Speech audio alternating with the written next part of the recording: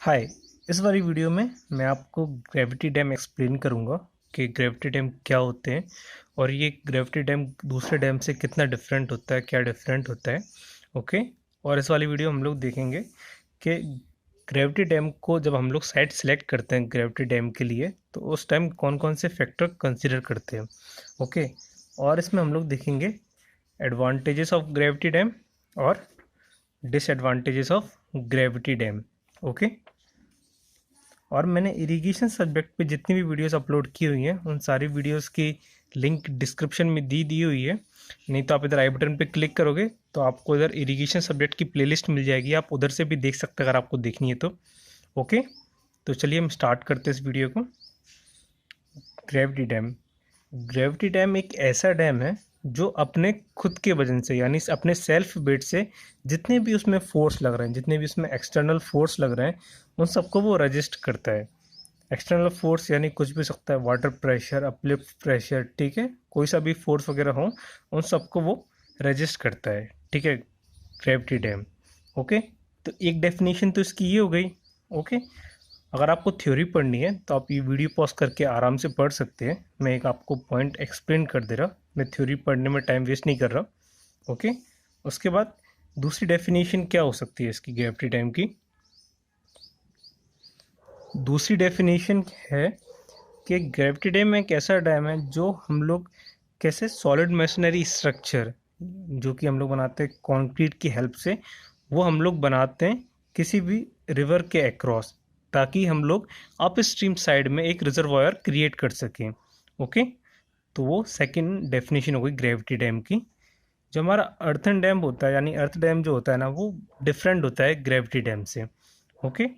तो आइए हम लोग देखते हैं कि हम लोग क्या क्या फैक्टर कंसीडर करते हैं जब हम लोग साइट सेलेक्ट करते हैं ग्रेविटी डैम के लिए। ओके। तो पहला जो हम लोग पॉइंट देखते हैं वो देखते हैं टोपोग्राफी ऑफ रीजन। ठीक है, टोपोग्राफी ऑफ रीजन का मतलब ये है कि जैसे मान लीजिए, जस्ट जस्ट एन एग्जांपल ले रहा हूँ। ठीक है, ये हमारे दो कोई पहाड़ खड़े हैं। ठीक है, इनके बीच में एक एरिया, इतना एक नैरो एरिया है और एक दूसरी जगह है जहाँ पे जो पहाड़, या फिर जस्ट एन एग्जांपल ले रहा हूँ। ठीक है, पहाड़ के बीच में ये ज़्यादा, इनके बीच में से रिवर बह रही है पहली बात तो। जो दूसरा एग्जांपल वो है कि जो दो पहाड़ हैं उनके बीच में डिस्टेंस ज़्यादा है। ठीक है, तो ऑब्वियस सी बात है हम लोग पहले वाला केस कंसिडर करेंगे, यानी पहले वाला एग्जांपल है वो कंसिडर करेंगे, हम लोग उस पर ग्रेविटी डैम बनाएंगे। जबकि दूसरे वाले जो अपना केस था जहाँ पे जगह ज़्यादा यानी डिस्टेंस ज़्यादा थी, उधर हम लोग ग्रेविटी डैम नहीं बनाएंगे। क्यों? क्योंकि इधर एक तो मटेरियल ज़्यादा लगेगा, बनाने में बहुत ज़्यादा कैलकुलेशन वगैरह करनी पड़ेगी। तो इसकी वजह से हम लोग ये जो पहला एग्जाम्पल जो मैंने लिया है, यानी जो हमारा एरिया रहेगा वो नैरो वाला एरिया कंसिडर करेंगे हम लोग। ठीक है, तो वही मैंने आपको इधर पहले पॉइंट में एक्सप्लेन किया है।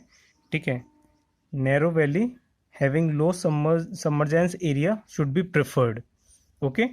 उसके बाद सेकंड सेकंड पॉइंट क्या बोलता है,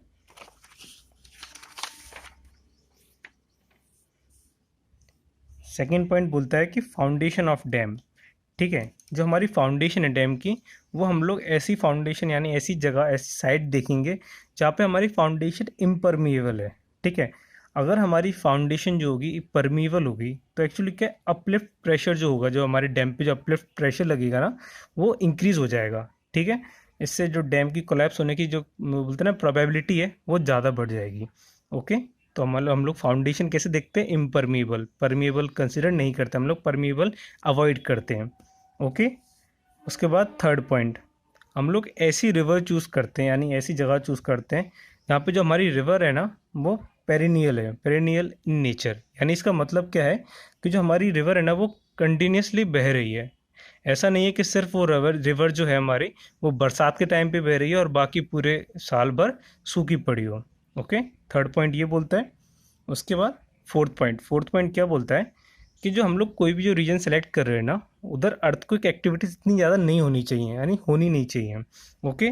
अगर मान लीजिए उधर अर्थक्वेक एक्टिविटीज ज़्यादा हो रही हैं तो जो हमारा डैम है वो कोलैप्स करने की प्रोबेबिलिटी ज़्यादा होगी उसकी। ओके।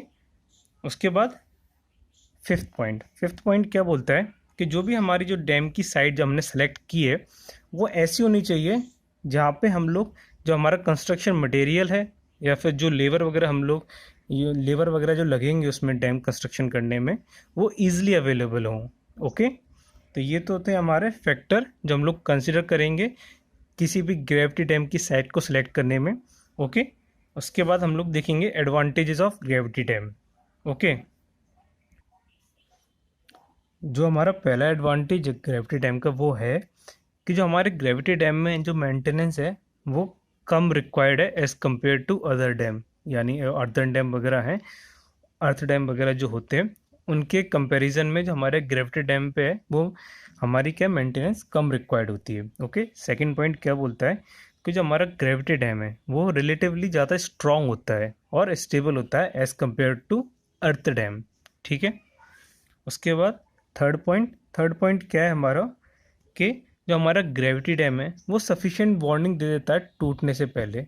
ठीक है, मान लीजिए कोई हमारा डैम टूट रहा है, वो हमारा सफिशिएंट टाइम दे देता है, यानी सफिशिएंट वार्निंग देता है कि हाँ ये अब तो जाने वाला है, ये टूटने वाला है।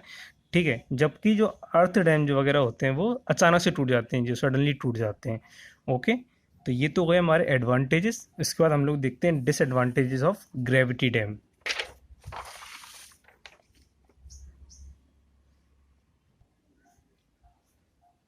पहला डिसएडवांटेज क्या है ग्रेविटी डैम का, ये है कि ग्रेविटी डैम जब हम बनाते हैं तो इसकी फाउंडेशन एक्चुअली क्या है, स्ट्रॉन्ग ही होनी चाहिए। ठीक है, वीक फाउंडेशन इसमें नहीं चलेगी। जबकि अर्थ डैम में क्या होता है कि जो हमारी वीक फाउंडेशन भी अगर है तो उसमें कोई हम लोग ट्रीटमेंट करके, यानी हमारी फाउंडेशन या फिर सॉइल को ट्रीटमेंट करके या फिर उसमें कोई भी मेथड से हम लोग उसकी फाउंडेशन स्ट्रॉन्ग बना के हम लोग अर्थ डैम कंस्ट्रक्ट कर सकते हैं। ठीक है, जैसे कि इसमें लिखा है ना कि वीक फाउंडेशन अगर है तो कोई भी अप्रोप्रिएट फाउंडेशन ट्रीटमेंट से हम लोग उसकी फाउंडेशन को स्ट्रॉन्ग करके हम लोग अर्थ डैम कंस्ट्रक्ट कर सकते हैं, जबकि ग्रेविटी डैम में ऐसा नहीं है। ओके, उसके बाद सेकंड पॉइंट क्या बोलता है कि जो हमारा ग्रेविटी डैम है उसकी जो कॉस्ट ऑफ कंस्ट्रक्शन है, यानी इनिशियल कॉस्ट ऑफ कंस्ट्रक्शन है, वो ज़्यादा है as compare to other dams. ठीक है, अदर डैम यानी अर्थन डैम्स या फिर अर्थ डैम जो होते हैं उनके कंपैरिजन में ग्रेविटी डैम की इनिशियल कॉस्ट ऑफ कंस्ट्रक्शन ज़्यादा है। ओके, उसके बाद थर्ड पॉइंट, जो ग्रेविटी डैम है ना उसमें स्किल्ड लेबर रिक्वायर्ड होते हैं फॉर कंस्ट्रक्शन के लिए, जबकि अर्थ डैम वगैरह पे आपको इतने अगर स्किल्ड ना भी हो तो भी चल जाएगा। ठीक है, तो भी कंस्ट्रक्शन आराम से हो जाता है उसका। ओके, तो आई होप कि आपको ये समझ में आया ग्रेविटी डैम, इसके फैक्टर्स जब हम लोग साइट सेलेक्ट करते हैं उसके advantages and disadvantages of gravity dam. Thank you so much for watching my video. और आपका कोई सजेशन है कि मैं किस टॉपिक पर वीडियो बनाऊं तो आप मेरे को कमेंट सेक्शन में ज़रूर कमेंट करके बताएं। और आपने अगर मेरे चैनल को अब तक सब्सक्राइब नहीं किया तो please subscribe to my YouTube channel. Thank you so much, have a nice day, bye.